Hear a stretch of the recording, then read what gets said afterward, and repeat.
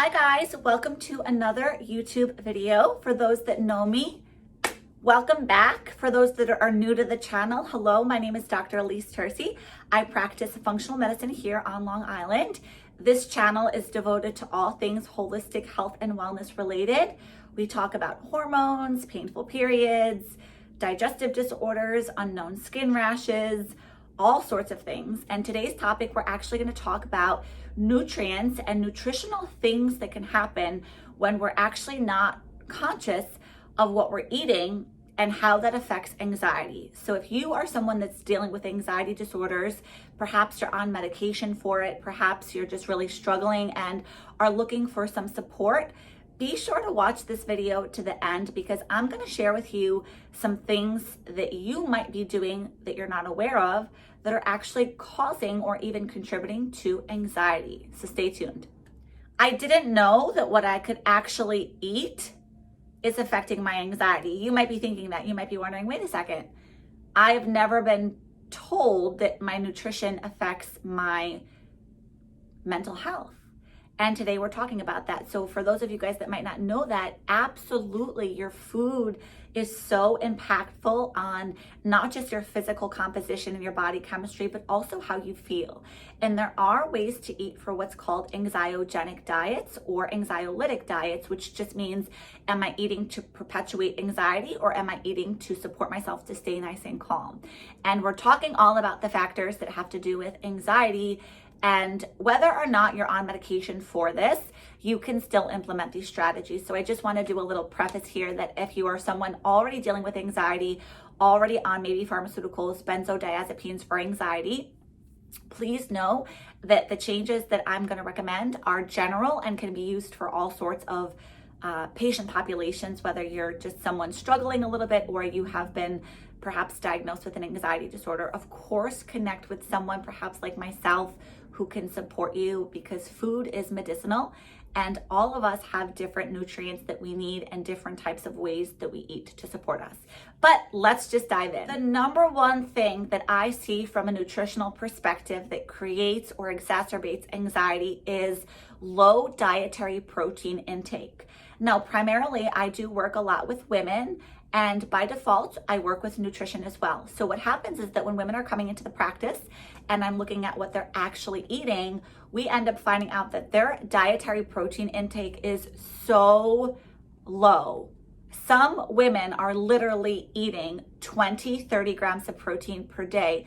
You guys, that is deficient. That is very, very deficient. Now, if you're just a woman that's walking around on this beautiful earth with legs and arms and eyeballs, you do need a certain amount of dietary protein. That's without other factors included like exercise or maybe special populations of people like pregnant women. So there is a metabolic need for protein consumption. Now, biogenic amines, things like epinephrine, norepinephrine, histamine, serotonin, these are all things that we really, really benefit from when they're balanced.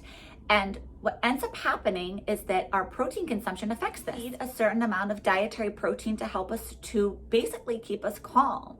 So some of the amino acid neurotransmitters like GABA, glycine, and glutamate are some of the most calming neurotransmitters that we have, which means they keep us feeling really calm. And the way that we create these neurotransmitters is through what's called amino acid pairing. And so a lot of times if we're not consuming amino acids, which are the precursors to protein, we become very protein or amino acid deficient. So if you're only consuming a certain amount of protein per day, you're not getting the required amino acids that help as the building blocks to create calming, soothing, sedative neurotransmitters. So that's a number one kind of common thing that affects people that I see when I'm looking at what are we dealing with here when it comes to nutrition? How are we supporting ourselves?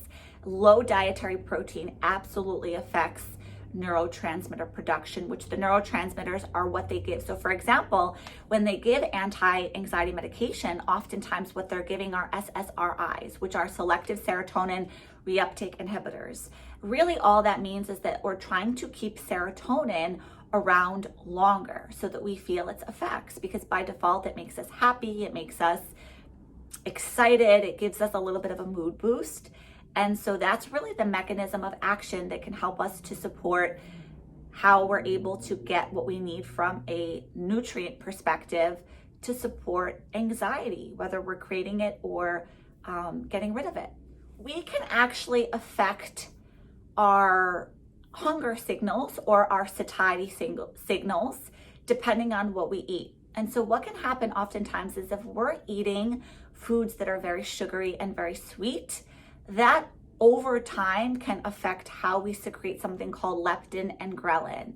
Those are hormones that you guys might have heard about that have to do with satiety and really, am I full, am I not full? So think of them as sending a signal to the brain to say, did I actually eat? Did I get enough stuff? Or no, I didn't eat, I'm still really hungry. And what happens is that we're not balanced with those hormones, problems arise with our signaling system, which means we don't know when we're actually full. We don't know when we're actually satiated or when we're actually hungry. There's a little bit of a mismatch that can happen when we're having problems with leptin and ghrelin. Leptin by default is naturally produced by the adipose cells and cells called enterocytes, which are just intestine cells. It's a hormone that's basically telling us, stop eating, we're hungry. Or I'm sorry, stop eating, we're full, we don't need any more food. Well, when we have mismatched signals through leptin and ghrelin, which is the opposite, ghrelin gives us the signal that says, I'm really hungry. Think of ghrelin, growlin. I always remember that in school. Ghrelin, growlin. My stomach is growling. I'm so hungry. I need to eat. These are two really important hormones that basically have direct connections on are we hungry? Are we full? And why this matters and why this is so significant is because if we're not getting the cues to say I'm actually full, my stomach feels full, our body then says, eat again. You didn't get it the first time, do it again. Eat again. So we end up being in this kind of self-perpetuating cycle where I ate, but I don't feel full. How could that be? It has to do with basically these two hormones being out of balance. And a lot of times sugar is affecting the signaling systems. We know that sugar, glucose, and all different derivatives of sugar do affect other areas that have to do with nutrient absorption, like our pancreas. Our pancreas is an organ that basically is processing how much sugar we take into the cells through GLUT transporters and through something called insulin. You guys don't have to know all that, but the point of the story is that sometimes when we eat in excess of quick sugar, simple sugar, crappy starches, if you will, we start to play with the signaling systems of insulin, leptin, and ghrelin. And by default, what ends up happening is that we don't actually get the signal that I'm full. And so we end up feeling like, why am I reaching for food again? I just ate. I just had my dinner. A lot of my women say, they're like, I don't understand. I ate dinner and I'm hungry again. There's a lot of mechanisms at play that could potentially be keeping you in this place of fighting yourself or feeling like I'm battling myself to say stop eating. It has to do with the chemistry. Your chemistry is skewed. Now, your chemistry often becomes skewed from sugar consumption. So a lot of times when we find that someone's saying, I'm very anxious, by default, they're eating a lot of quick, simple, sugary foods. They're eating things that are not supporting insulin's response. They're eating things that are hurting basically the leptin and ghrelin response. And they're also eating foods that are not really fiber filled, which is another reason people sometimes have anxiety disorders, because fiber, we need it, you guys. Fiber is not just this thing that makes us regular with our bowel movements. It's actually really important to balance out our gut microbiome. Our gut microbiome is this whole system that lives in our gut that basically is governing, am I full? Am I hungry? Am I happy? Am I satiated? So what you'll end up finding in the functional medicine realm, the holistic realm, if you will, is that we always go to the gut when we talk about anxiety disorders. And I'm kind of doing this because a lot of times what we think is that my neck up, my anxiety is in my brain, right? My anxiety is from the neck up. We don't really connect that our gut, histamine, serotonin, we actually are producing some of these types of neurotransmitters in our gut, and they travel to our brain to act on receptors. And the reason that matters is because there's no disconnection between the two systems. You are very connected. You're very integrated. Your gut is directly affecting your hormone systems and your emotional state. So there's a lot of connection. Now, fiber by default has a very robust, profound response on the microbiome of the gut. And so if we're not getting enough fiber in the diet, what ends up happening is that we do have changes to our microbiome in a negative way. So there is also metabolic need to be consuming dietary fiber. Just as a recap, guys, let's go through. So we talked about not getting enough protein. That's huge. Now, I don't really like to give numbers, but I will give you guys bare minimums on grams of protein. So as a person watching this video, you should be consuming about 70 grams of protein, bare minimum. That doesn't include exercise. That doesn't include special populations of people like the elderly population or women that are breastfeeding and nursing. That's just a woman. I'm talking about women. Men are different. They need more. Okay, but men also do have dietary intake. Now, there's the stigma that protein's only for bodybuilders. No. Protein is for all of us, and it doesn't necessarily, matter in the sense of, am I vegan, am I plant-based? We all need protein nonetheless. So it doesn't matter what type of diet you eat. To some degree, there are differences in amino acid profiles from vegetarian foods versus animals. There's a difference between non-essential and essential amino acids, complete proteins versus incomplete. That's not the point. The point is that we all do need a certain amount of protein, regardless male or female. Women, 70 grams plus. We'll keep it there. So that's number one. Number two is we're just eating way too many sugary foods, and that's playing with our hormone signaling systems. That's hurting our leptin response, that's hurting our ghrelin response, that's hurting our insulin response. When insulin is out in high amounts, it can cause problems with how we use fuel. Okay, there's a connection between insulin, cortisone, corticosteroids, corticotropin releasing hormone. And so all these things are very intertwined. Low fiber, you can consider that number three. Low dietary fiber also affects the gut microbiome, which you guys know, and you're going to hear this time and time again, that your gut health affects your mood. Your gut health affects your emotional state, and it affects how you are able to be calm or how you are able to be very anxiety prone. There's connection there. Let's talk about caffeine consumption, because that is something that's a little bit overlooked when we're talking about anxiety. So caffeine does have some really nice properties. Coffee, I should say. Coffee has some properties that are sometimes helpful for certain things. There's benefits. So coffee contains caffeine. There's benefits to caffeine in some ways. Coffee contains chlorogenic acid, which has a lot of good, healthy properties. However, these compounds that are in coffee, caffeine namely, it does increase cortisol releasing hormone, and it does basically increase your cortisone secretion from the adrenal glands. What that ends up meaning for us is basically that when we consume caffeine, we basically upregulate cortisol's response. And cortisol is a hormone that can make us really, really anxious and really, really stressed out, and even cause weight gain when it's out in high amounts. And so what can end up happening is we don't realize this maybe directly, but we're over caffeinating ourselves. That hurts our anxiety. And a lot of people that are sensitive to caffeine, they feel it. They're like, wow, when I drink a cup of coffee, I feel that rush of energy through my body. Some people are very sensitive. I'm very sensitive as well. I do find that I work better with decaffeinated things. Even sometimes decaffeinated coffee is affecting how I feel. A lot of times there's kind of robust response from caffeine where we increase our heart rate. We can feel that effect. We get anxious. Cortisol comes out, because by default, what's happening is the body thinks, oh, I need to mobilize energy for this person, right? I need to move their body. And cortisol by default helps us with that. It basically tells us that there is an alarm going off.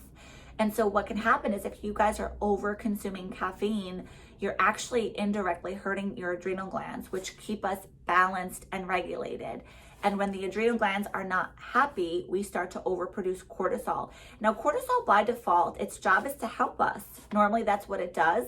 We do produce cortisol to keep us in a place of anti-inflammation, but the overproduction of it, coffee number one, coffee number two, caffeine, chocolate, tea, all the caffeine that we consume, it can overburden the system. And that's where we run into some problems where now we're very overstimulated and those adrenal glands start to overproduce cortisol, which can cause that midsection abdominal visceral adiposity or weight gain in our midsection. It can keep us retaining a lot of fluid. And so I just want to share with you guys that if you're dealing with anxiety, there is a very intricate dance of what you're consuming, what you're putting in your body that's really affecting you. And if you haven't really explored any nutritional strategies, I would absolutely encourage you to do so.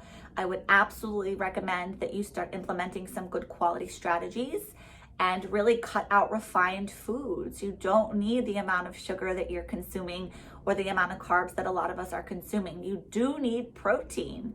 You really want to bump up that protein intake. That's an important piece of keeping those neurotransmitters nice and happy. You also want to make sure that you have gut health, good gut health. Another thing that can happen, you guys, is if you are dealing with bacterial overload, SIBO, SIFO, anything microbiome problems, it will directly cause anxiety. So from a food perspective, you might be saying, wait a second, I'm very bloated when I eat certain foods. That might cue me in to say something's going on with their gut, something's going on with their microbiome, and we might need to do some enzyme therapy with you as well. Okay, so these are food things, but I also want to throw in a couple things from a perspective of how you can support yourself. There are ways and strategies to support you. So if you're like, I don't want to do medication, I've tried medication, it hasn't helped me before, what do I do in these types of instances? Just know that your nutrition is so freaking powerful. You are what you eat. I shouldn't actually say that because you're not what you eat, you are what you absorb if you have good gut health. But if you have good bacteria, that's great. If you're getting a diet that's rich in phytonutrients, rich in antioxidants, you're not eating too many sugary things, that will help you, because the best thing that you can do for yourself is support yourself through gut health. Always, always, always. It doesn't just extend into good gut health, it extends into good sleep, good health, good hygiene, and also calming down your central nervous system. So I hope that this video provided you guys with some little tips and tricks that can help you kind of check in with yourself and say, wait a second, I'm anxious. Am I doing anything to exacerbate this? Am I hurting myself with some of the things I maybe not be considering as factors? Food is a factor when it comes to anxiety disorders. I hope that this was helpful for you guys, and I hope to see you guys in the next video. As always, if you like this content, if you want to keep learning more about ways to support yourself and be proactive, give this video a thumbs up. Don't forget to subscribe. That way you can stay up to date with all things health and wellness related. And as always, I will see you guys in the next video.